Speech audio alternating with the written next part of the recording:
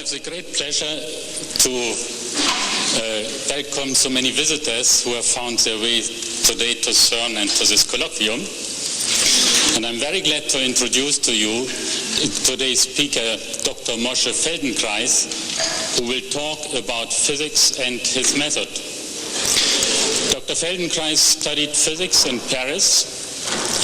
He participated with Joliot Curie, Langevin, and Kowalski in the first nuclear fission experiments, which, as you know, have led to the development of the atomic bomb and nuclear energy, thus have left pretty deep traces on this Earth.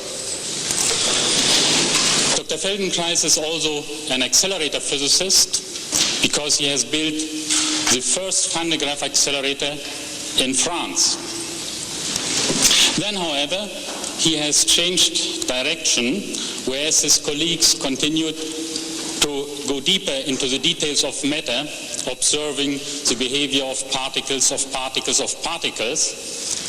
He, so to speak, went to the other side of quantum theory, that is the observer or the observing mind, who makes the wave function collapse into reality. And he did some sort of fusion research, at least as successful as his physics colleagues, and certainly much cheaper. That is the fusion between this mind and the human body. Now, I don't want to waste more of this precious time, so I would just like to ask you, please fasten your seatbelts so that we can take off into the exploration of one of the most fascinating domains of our life, which still exist, partially unexplored. Please, Dr. Feldenkrais. I thank you very much. Though I don't know, you probably exaggerated in your compliments as usual. It happens like that, but I find it very difficult to talk to a new audience every time I do it, because unless I have some sort of inner feeling what the people want, I have no idea what to do, because the thing I have to say are a different Weltanschauung. It's a different way of looking at the world, at ourselves and at everybody else. Where to start in order to be able to say in 1 hour something which will make people understand the thing more closely is not a simple thing. I'll tell you one thing.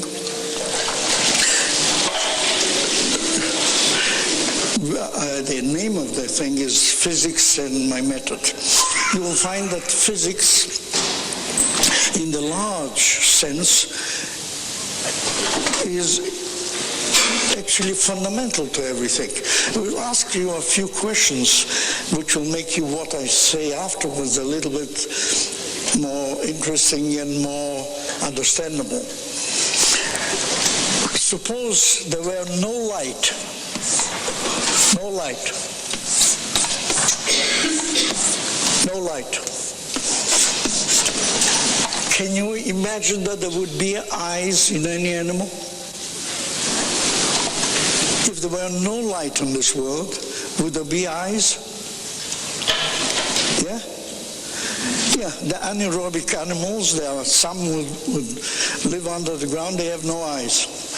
And what for would nature or God or evolution produce eyes if there was no light? And therefore, if you come to think of it, it's only our ignorance of how the world works that we don't know how light has produced vision and eyes. And you believe that we don't know that actually very good things that show us how it happened. And we already have more knowledge than it meets the eye. And I can, in one way, I think, being an initiator, that I had the means, and actually today already can show that there is enough knowledge that can be used already to improve things which are beyond the ken of humanity. Now, one thing, can you imagine that if there were no gravitation,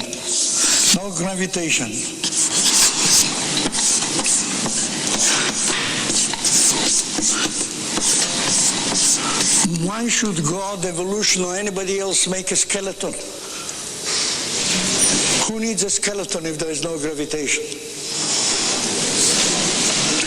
Now, if physicists can't explain that yet, it's because they are not busy with it.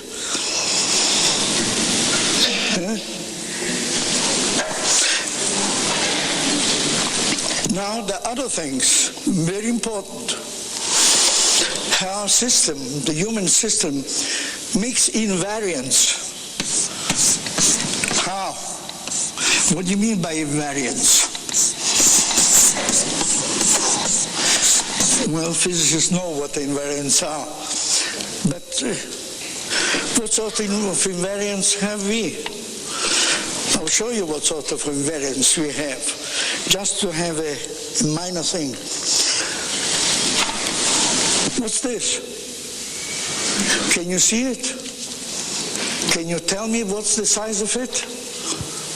Well, there's no scientific instrument in the world that will not show this as a dot, insignificant if you look from there at this. Yet you see it in its real size.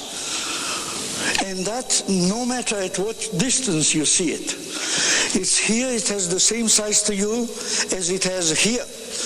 But no camera will have the same size here and there. Who makes it invariant? No telescope would see it like that. There's no scientific instruments except today we could make something with an electronic computerized thing that would adjust for that and make the size remain invariant. But it's your brain that does it, my brain that does it. How does it do it? Where did it learn to do such a trick? So you can see that unless you start with thinking from that point of view, from a physicist's point of view, from a scientist's point of view, you make no sense of what's happening with us and what we can do and what we cannot do. Now let's see how can we explain something to get nearer to some sort of general understanding. We find one extraordinary thing. All animals must learn something, but a cat or a cub of a tiger has a few trials. Birds have a few trials and they can do everything that their parents can do. Human beings have no inherited instincts or reflexes practically. Compared with other animals, insignificant. In other words, most animals have a phylogenetic organization of the brain which is connected in the way it is. To give you a silly example, a dog, an Eskimo dog, a South African dog, a Chinese dog, and a Geneva dog bark the same way and understand each other. And even more than that, if they raise their leg and do something on a telegraph post, all of them understand the meaning quite clearly. But in human beings, if you are born in Geneva, you can't understand anybody who is born in Japan. How come? Therefore, how come that the Japanese child learns only Japanese and the Genevan child learns only French or a little bit of Italian and German? How come? We find that extraordinarily the human being has a brain which is capable of learning one of the 3,000 languages and 4,000 dialects. But when he comes to the world, he doesn't know one. And he doesn't know one. And the connections are made by whom? Who connects the brain to produce that sort of breathing, that sort of pronunciation, that sort of palate, that sort of mouth, that sort of standing that will produce, because if you believe it or not, there's not one language that resembles the other in the way the palate is formed. If you listen to some people, there's not, you can tell. When somebody talks French and was born in Poland, you will find that he can't say, I love you, he say, I love you. I love you. He doesn't know to say L. And other people can't say über or bu. Or others can't say the Russian Yuri. And Arabs can't say P, they say Palestine, they can't say Palestine. And they say, be like boy or be like bereps. Which means, is it a B or a P, but they can't say it. They say, be like boy or be like bereps.